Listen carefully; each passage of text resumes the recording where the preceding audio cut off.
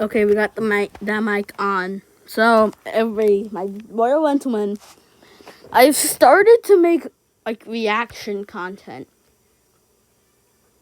So, we're gonna do this.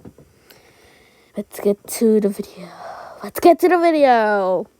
For people who have been around for a while, you might be seeing the title and thinking, Jaden, aren't you allergic to cats? And to that, I'd say, The animation yes, is buttery smooth. kind of.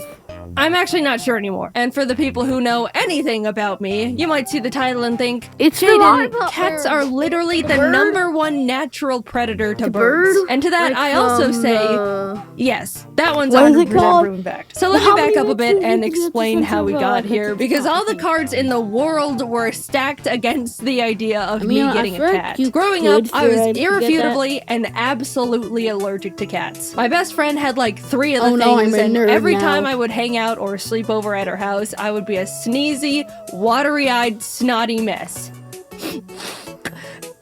Can I have some water? Given the fact my brother was also allergic to cats, it was set that we were a dog family. My whole life I went around not giving cats a second thought. I never had anything actually against them, but since I was forced to stay 20 feet away from them or suffer the consequences, I just couldn't get to know them. Plus, as a kid, dogs were always more appealing. They're more likely to be bigger fans of playing and running around, be more approachable with their genetically bred unconditional love, and can overall be more forgiving. Cut to like 2 catless decades for me later.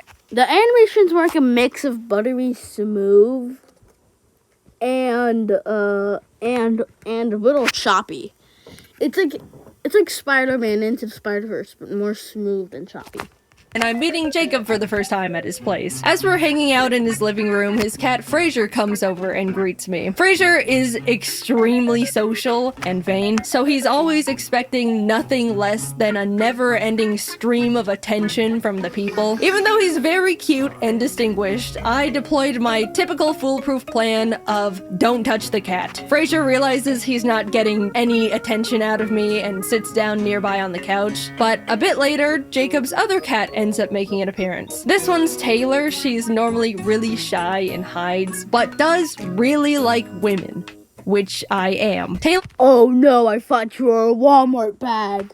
ended up crawling onto me and making herself really comfy in my womanly lap. Jacob, knowing I'm allergic, offered to take her away, but this was actually the first time a cat has ever done something like this to me. I've always been a bit of a cat magnet, if you want to call it that, because I act like they don't exist, which they interpret as me not pushing their boundaries and creating a comfortable environment for them to come up to me on their own terms. But never have I felt like a cat has chosen me like this before. I told Jacob I'm happy to let her stay comfortable on me, and I'll just reap the consequences of my sowing later on. This was my first extremely positive experience with the cat, and I honestly felt really happy and special and wanted to enjoy it. A few hours later, I'm saying my goodbyes, and during the drive back home, I just saw this comment.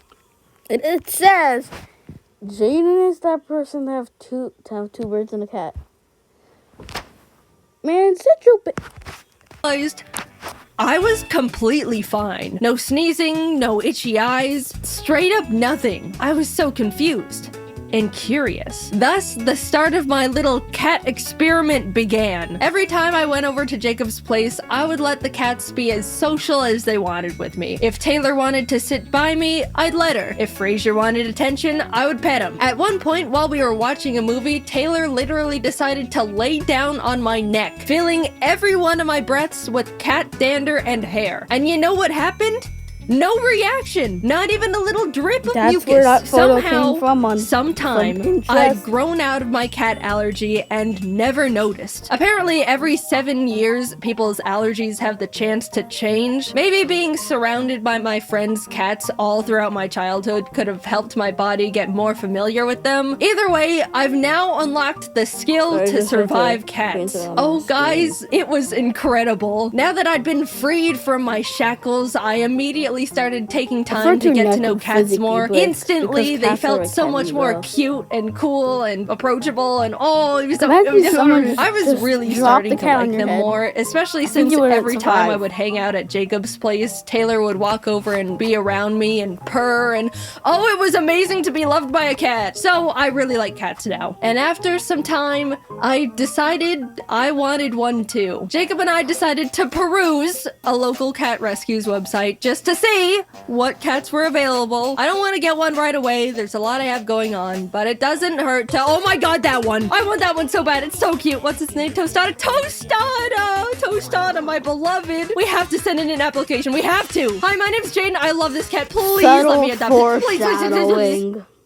What? You guys know me. I'm weak-willed and impulsive. My first mistake was liking cats to begin with. The rescue reached out a few days later for a cat screening interview to make sure we would be a good fit to be cat parents. After being approved, they told us we could pick any cat we wanted that was in their care. Of course, I asked about Tostada, but we were given the unfortunate news that she had already been adopted. Whoa! We looked at the other cats available on their website, but unfortunately none of them really stood out to me. The rescue ended up inviting us to a little Meet the Cats event they were hosting where we could see all the cats they had up for adoption in person, which was awesome because that was actually the first time I'd ever actually seen and held a kitten before. It was amazing, but as cute and tiny as they all were, there still wasn't one that called to me. I pried Jacob away from the kittens, headed home, and we started waiting. Every day I would check the rescue's cat list to see if any new ones caught my eye. I didn't even know what I was looking for, and we started waiting. Every day I would check the rescue's cat list to see if Turbo Just Star McDonald's Chicken McNugget the third. Any new ones caught my eye. I didn't even know what I was looking for, but waited for the universe to send me my perfect cat nonetheless. One morning, I refreshed the page and saw one new kitten added. A tortie they found in some dumpster named Scrabble, with the biggest eyes and forehead I'd seen in my life. Something about this bizarre little creature called to me. I messaged the rescue about Scrabble, and they told me she's available, putting me in touch with Scrabble's foster parents. Every day they sent me new little pictures of kitten Scrabble, and every photo I fell more and more in love with her. She seemed so silly and playful, and those eyes. We got on a video call and they told me all about how big of a personality she has. Out of the 5 other kittens they were fostering, she was by far their favorite. The whole time we were talking, Scrabble was flipping around in their arms and looking at the camera with her giant orbs. I left that call knowing I found my cat. I needed to have little kitten Scrabble. Meeting her in person only cemented it. She was shy at first, but after flinging around her worm toy, she immediately started hopping around, and being the string, she was by far their favorite. The whole time we were talking, Scrabble was flipping around in their arms and looking at the camera with her giant orbs. I left that call knowing I found my cat. I needed to have little kitten Scrabble. Meeting her in person only cemented it. She was shy at first, but after flinging around her worm toy, she immediately started hopping around and being the life of the party. I talked a lot to her foster parents, and they just gushed about how they wish they could keep her since they all loved her so much. Even though the rescue called her Scrabble, obviously that was more of a placeholder name. The foster parents called her Cammy, but neither of those really fit to me. However, I knew one name that I liked. Tostada. Yeah, I stole another kitten's name and pasted it on mine. So what? Big deal. Tostada is a great name. My Tostada is way more of a Tostada than the other Tostada anyway. Look at her. I would have left with little Tostada in my arms that moment if I could. But unfortunately, Jacob and I were going out of town for 3 million weeks and had to wait to take her home until after we came back. She was all I could think about the entire time. I was shoving Tostada photos in everyone's face every chance I got. The foster parents were sending Tostada updates every day. I was overflowing with yearning for this cat. She was grown the entire time. I was shoving Tostada photos in everyone's face every chance I got. I feel like someone would just feel like this person has a big ego, to be honest. The foster parents were sending Tostada updates every day.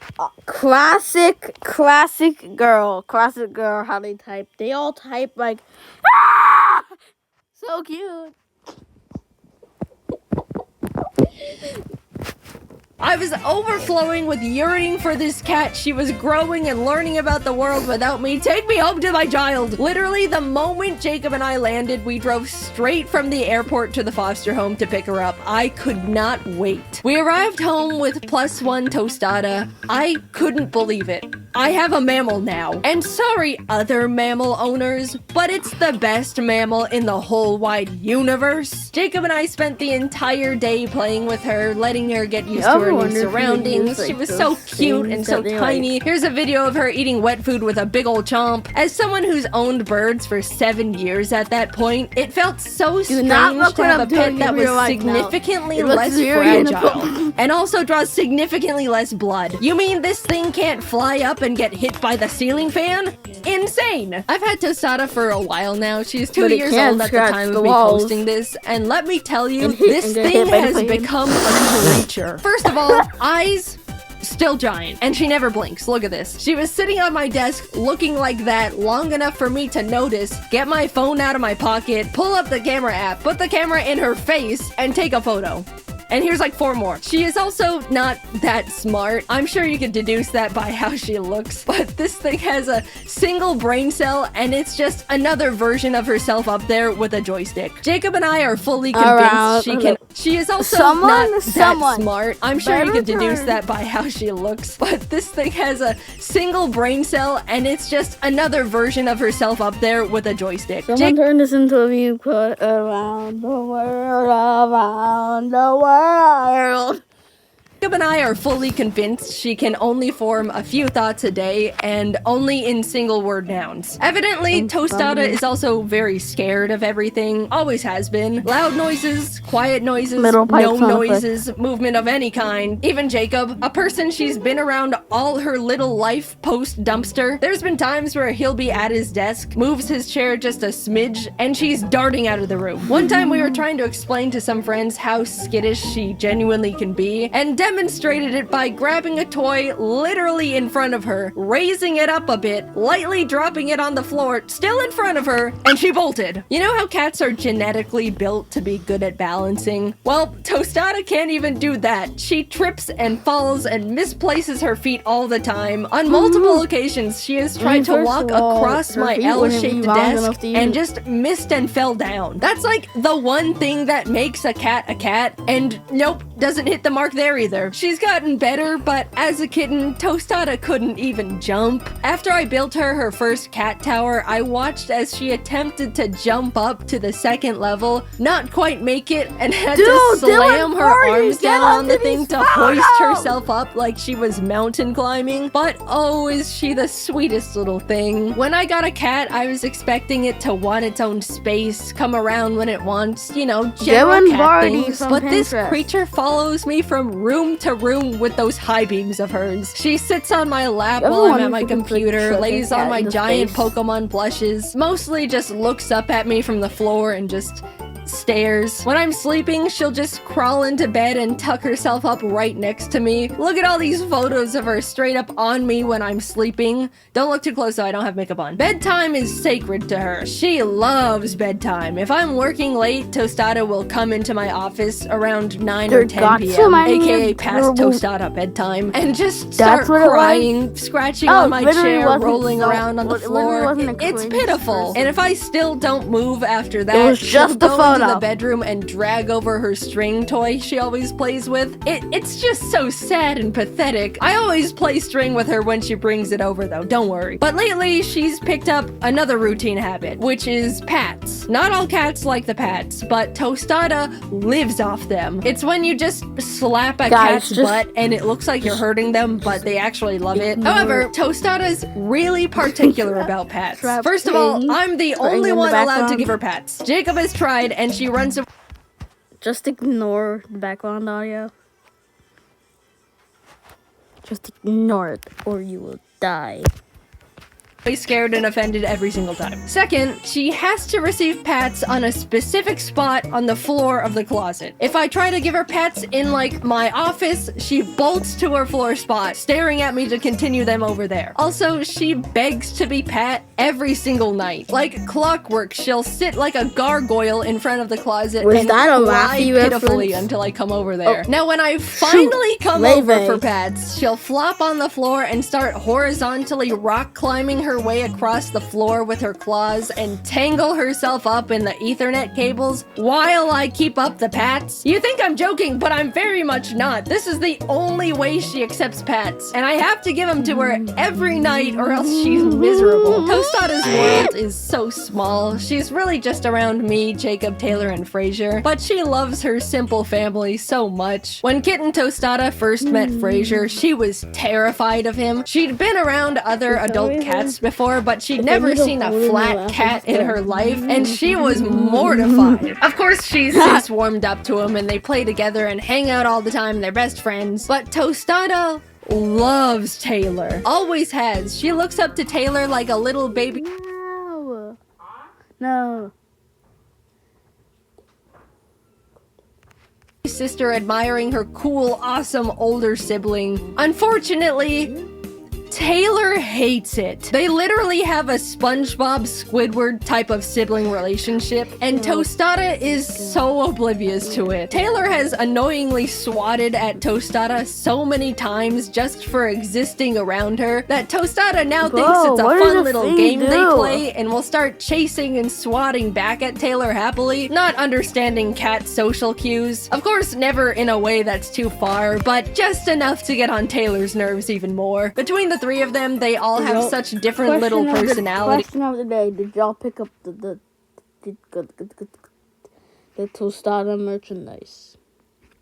And I'm sure I did. And relationships to each other. It's made our lives so much more entertaining. And to anyone concerned about the birds, don't worry. I've got Ari and Tofu very separated from the cats. They're safe in their own blocked off room, connected by a double door system that ensures no possible interaction between bird and cat. If anyone is thinking about getting cats and birds as pets, it is possible, but just make sure the two are very separate, especially if you have smaller birds like conures or budgies. I'm sure there's people out there that have trained their cats to be fine around a pet bird, but to me, all it takes is one accident or attack for you to just not have a bird anymore. Plus, having the two of them takes a huge amount of time and commitment. I've said it before and I'll say it forever. I love my birds to death, but they do not make good pets for the very large majority of people. In terms of allergies, I do think I was originally still a little bit allergic to Tostada, ironically. When I first got her, I was sneezy and sniffling, nothing allergy pills couldn't fix, and it never was as bad as my original cat allergy. But I think I've been growing out of that one too, because nowadays I don't have any reaction to her at all. Bodies are a mystery. I am building my immunity to everything. Next up is rat poison. I didn't think I would make a video talking about this thing, but Tostada's just got such a funny little personality and has become such a big part of my life. She may be the description of autism, but I love her more than the world itself, and I know I'm the center of her little life too. I don't even see her as a cat. She's just a little creature that follows me around looking weird, but I love it, and I'm so glad I grew out of my cat allergy just so I can have her. It really has been so...